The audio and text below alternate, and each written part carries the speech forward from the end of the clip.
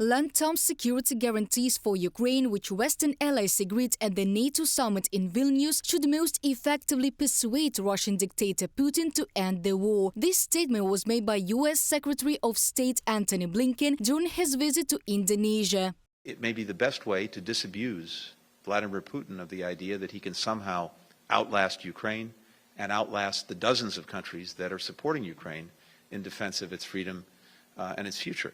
And that's the quickest way, probably, to bring this war to an end, because as long as Putin believes he can just continue this indefinitely, despite the horrific costs that he's incurred on Russia itself, the damage that he's done to his own country is extraordinary.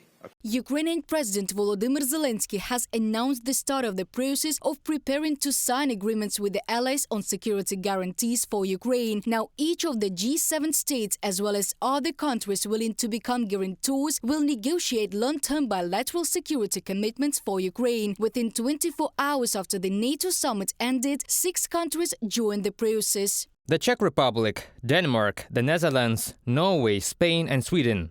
Thank you. I'm confident the circle of guarantors will grow. Ukraine and the United States will maintain a list of states that will join our declaration with the G7 on security guarantees on the way to NATO. Prime Minister of the Netherlands, Mark Rutte, has said that Ukraine will definitely become a member of the alliance. According to him, cooperation with Ukraine is being stepped up at all levels. Rutte stated that Russia's war against Ukraine makes it clear that defense and deterrence on NATO territory require commitment from all alliance members. But more importantly, Ukraine is guaranteed our long-term military support. By doing so, we are helping Ukraine to build an army capable of countering the Russian threat and operating in line with NATO standards. Mark Rutte, Prime Minister of the Netherlands, on Twitter.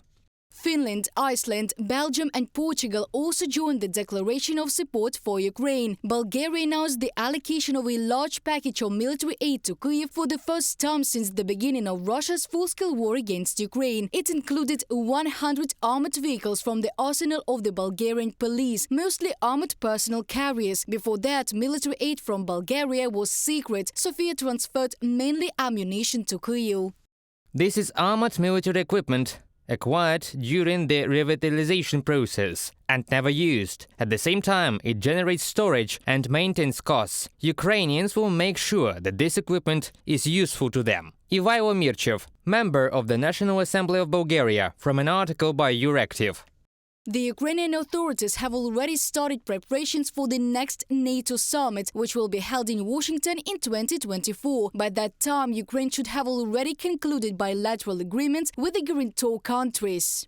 The security guarantees that Ukraine will receive as a result of the agreement on the declaration are devoid of any theoretical nature. They take into account all the experiences of our war. Bilateral agreements with the guarantor countries will clearly define the mechanics of support for our state. Andriy Yermak, head of the office of the President of Ukraine, on air of the All Ukraine telethon. In addition to providing military support, the guarantor countries will help improve the stability of the Ukrainian economy and energy sector and provide technical and financial assistance. They will also take economic and legal measures to hold Russia accountable for crimes against Ukraine and Ukrainians.